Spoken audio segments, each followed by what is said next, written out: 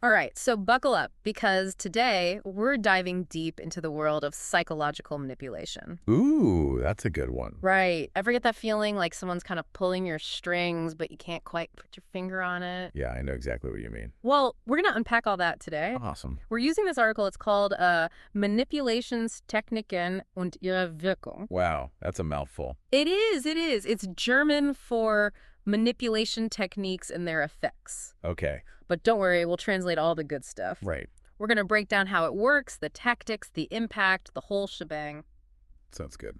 So, first things first, we got to define what we're even talking about when we say psychological manipulation. Right, yeah. It's kind of slippery.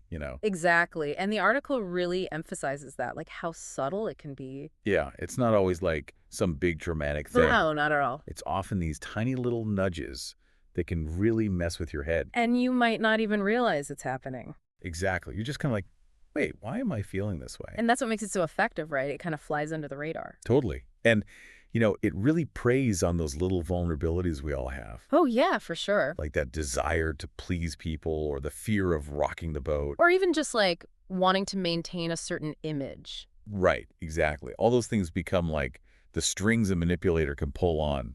So it's not always some evil genius plotting our downfall. No, not necessarily. It's more like someone who's really good at exploiting those very human weaknesses that we all have. Exactly.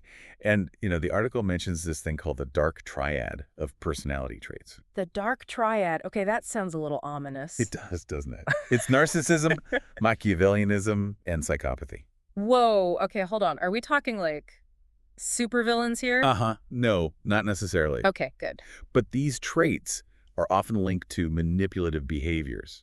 Interesting. It's like they kind of create a blueprint for how to manipulate others. So instead of getting hung up on the label, it's more about recognizing the patterns of behavior. Right. Like, does this person constantly need to be the center of attention? Do they lack empathy? Things like that. Okay, that makes sense. So give us an example. What's a classic manipulation tactic that someone might use?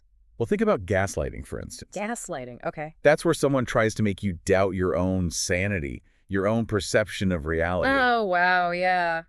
That sounds pretty messed up. It is. They might deny things that happen, twist events, or even straight up lie to make you question your memory. It's like they're trying to rewrite history, but just for you. Exactly. And the goal is to make them the only source of truth in your life. So you become completely dependent on them. Right. You start doubting yourself, relying on them for validation, and ultimately you become much easier to control. That's kind of scary, actually. It is scary. The article gave this example. Oh, yeah. Imagine your partner keeps moving things around in your house, and then they insist that you did it, even though you know you didn't. Ugh.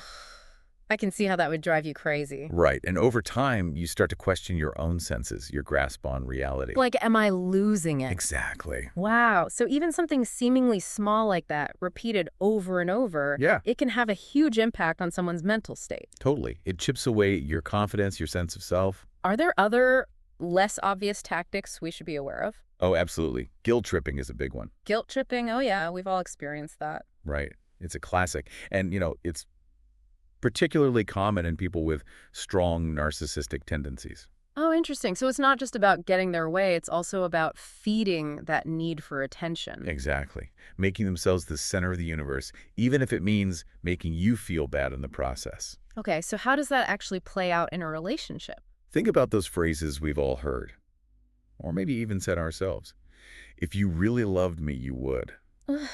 Yeah. Or, I'm so disappointed that you would do this to me. It's like emotional blackmail. It is. They're leveraging your empathy to manipulate you into doing what they want. And it works because you don't want to hurt their feelings or cause conflict. Exactly.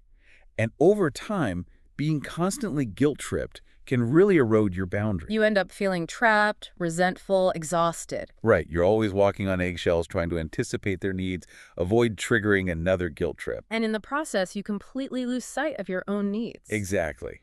And that can have some serious long-term consequences. So we've got gaslighting, guilt tripping. What other manipulation tactics are out there? One that's often overlooked, especially early on in a relationship, is lover bombing. Lover bombing. That sounds almost nice. It can seem that way at first. Imagine being showered with affection, gifts, compliments. It's like a whirlwind romance. Okay, yeah, I can see the appeal. Right. But it's all about the intention behind it. So it's like they're creating this perfect facade to lure you in, but what's the end game? By creating that intense connection, that feeling of, like, wow, this is amazing. They're Yeah. trying to make you feel obligated to them.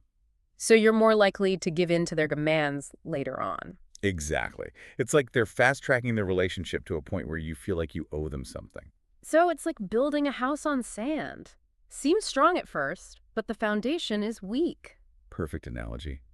And the scary part is the victim might not even realize it's happening. They might even start defending the manipulator like, but they were so good to me before. Exactly. Which makes it that much harder to break free from the cycle. This is all pretty heavy stuff. Is I'm sure our listeners are already starting to think about their own experiences, maybe seeing some patterns they hadn't noticed before. Yeah, it can be eye-opening. But before we go there, I think it's important to understand why someone would use these tactics in the first place. Oh, for sure. The why is just as important as the what. Is it a conscious decision? Or is it more ingrained in their personality? That's a great question. And that's where I think we need to delve into the dark triad a bit more. Okay, let's do it. Let's see how those personality traits might contribute to this whole manipulation thing. Okay, so let's unpack these dark triad personality traits.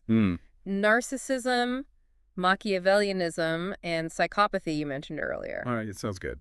and how they kind of connect to manipulative behavior. Yeah, so it's important to remember not everyone with these traits is a manipulator. Right, right. It's not like a one-to-one thing. Okay, that's a good point. But they can definitely, increase the likelihood. Like an amplifier, maybe? Exactly, like an amplifier. Okay, so let's start with narcissism. Sure.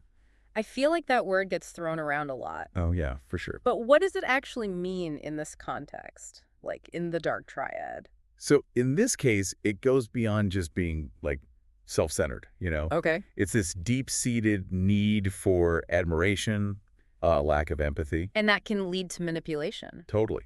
They might use manipulation to get that constant praise, that validation they crave. Just like they're addicted to it. Yeah, it's a good way to put it. They might exaggerate their achievements, play the victim, Oh, playing the victim. That's a good one. right? Or even put others down to make themselves feel superior. So is playing the victim a form of manipulation in itself? Absolutely. It's all about shifting the focus back onto them, getting sympathy from others. And that ties into the guilt tripping we talked about Yes, before. exactly. It's classic narcissism, making others responsible for their happiness. Okay, so we've got this need for admiration, lack of empathy. Anything else that defines narcissism? Well, despite that outward confidence, they often have pretty fragile self-esteem. Really? Yeah, so they're super sensitive to criticism. Makes sense. That fragility would make them crave validation even more. Right, it's a vicious cycle. Okay, what about Machiavellianism? That one sounds intense. It is. The term comes from Niccolò Machiavelli. Okay. He was this Italian philosopher back in the 16th century, All right. and he wrote this book called The Prince. I've heard of that. It basically argued that cunning and manipulation were the best ways to gain power. So Machiavellianism is all about being strategic, calculating, Exactly. Master manipulators we're talking about. like they're playing chess with people Yes. They're good at reading people, finding their weaknesses. and exploiting them. Of course. They might believe that the ends justify the means, even if it means hurting others. Wow, that's cold. You can be. They see relationships as transactions, always calculating how to get the most out of it. And their lack of empathy makes it easier for them to do that. Right. They don't feel the same guilt or remorse that most people would.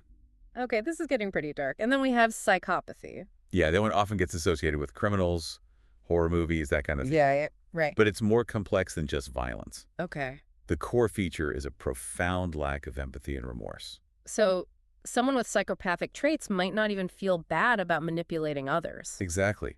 They might even enjoy it. That's a disturbing thought. It is disturbing. And their impulsivity can make them dangerous because they act without thinking about consequences.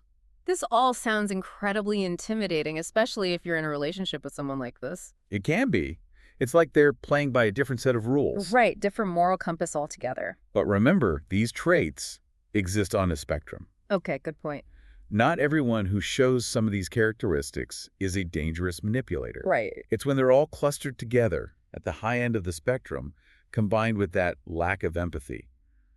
That's when it gets risky. So it's not about labeling people, but understanding these patterns, protecting ourselves. Exactly. What are some red flags to look out for? What signs might indicate someone is high in these dark triad traits? Okay, so with narcissism, you might notice a constant need for attention, praise, Okay. this grandiose sense of self-importance, and a lack of interest in others' feelings. Like they're the main character and everyone else is just a supporting player. Exactly.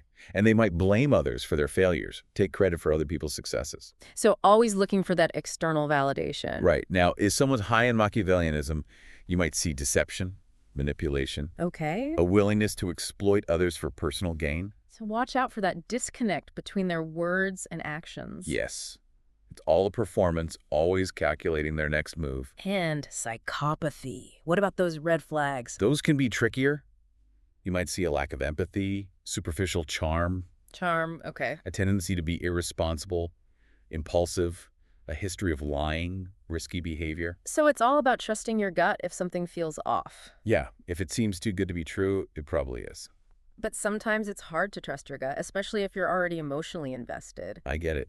That's why it's so important to be aware of these patterns, have a support system, Okay, yeah. talk to friends, family. Don't be afraid to get an outside perspective. Like having that voice of reason reminding you of what's real. Exactly. And if those red flags are waving, well, What then? What can we do to protect ourselves from someone like that? that's the million-dollar question, isn't it? It is. It is. So much of what we've talked about feels so subtle, so hard to pinpoint. Yeah, manipulation can be really insidious like that. But recognizing those red flags is a good place to start, right? Absolutely. Like we said, the need for constant admiration, that calculated charm, the lack of empathy. Okay, so those alarm bells are going off. What then? We've talked about setting boundaries, but how do you actually do that with someone who's so good at, like, pushing back or making you feel guilty for standing up for yourself? It's tough, no doubt. A manipulator is a master at blurring those lines, making you question if you're even allowed to have boundaries. Right, exactly. But clarity is key here. Clarity. Okay. You have to define what behavior you absolutely will not tolerate, Okay. and then communicate that directly. No beating around the bush. So, like, I feel disrespected when you dismiss my feelings. Perfect example. Aye. Statements can be really powerful in these situations. It's not about attacking them. It's about owning your experience. Exactly. But of course, they might try to guilt trip you into giving in. Oh, yeah, for sure. Like, you're being too sensitive or, oh, I was just joking. Classic manipulation tactics, and Oh. that's where detachment comes in. Detachment. Okay, how do we do that? Remember, their reaction is about them, not you. Okay. Don't get sucked into defending your boundaries. Their need to control doesn't mean you have to play along. So sometimes disengaging entirely is the healthiest option. It can be, yeah. Especially if you feel like you're constantly walking on eggshells. That's easier said than done, though, right? Especially if it's someone you care about. I know, it's hard. It can feel like you're choosing between protecting yourself and preserving the relationship. Exactly. It's like walking a tightrope. And sometimes that tightrope walk leads you to the realization that the relationship itself is the problem. Oof, that's a tough one. It is. That's where seeking support can be so crucial. Support. Therapy can give you the tools to navigate this. And even just talking to trusted friends can help you gain perspective.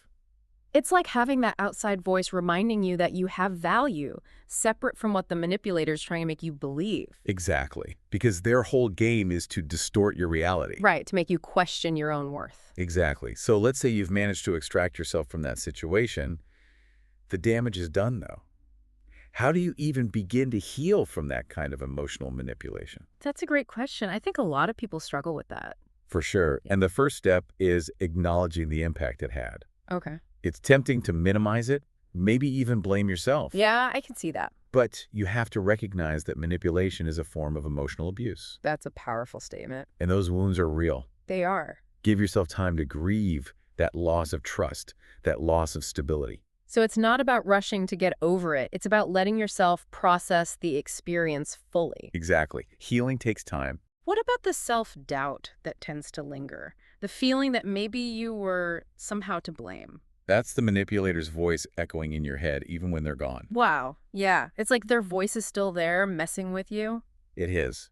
And you have to consciously challenge those thoughts. Okay, how do we do that? Remind yourself that you were targeted because of your good qualities, your empathy, your kindness. It's almost like those qualities were used against you. Exactly. The manipulator twisted them to their advantage. But those aren't weaknesses. They're strengths. That's such a good way to look at it. Right. Healing isn't about forgetting what happened. It's about understanding the patterns, strengthening your defenses, and choosing to connect with people who value you for who you are. This has been, wow, eye-opening is an understatement. It's given us a language to talk about something that often feels so hidden, so shameful. It's true. Manipulation thrives in silence. But by bringing it into the light, we start to take back our power. Absolutely. And remember, you're not alone in this. Yes, yes, there are resources out there, communities, people who understand and can support you. Therapy, support groups, even just trusted friends and family. So to our listener, if any of this resonated with you, Yeah. know that your experience is valid, your feelings are real. And you have the strength to break free from these patterns. This deep dive has been incredible. Knowledge is power, right? It really is. The more we understand about manipulation, the better equipped we are to create healthy relationships built on trust and respect. We'll be back next time with another deep dive, but until then, stay curious, stay informed, and stay empowered.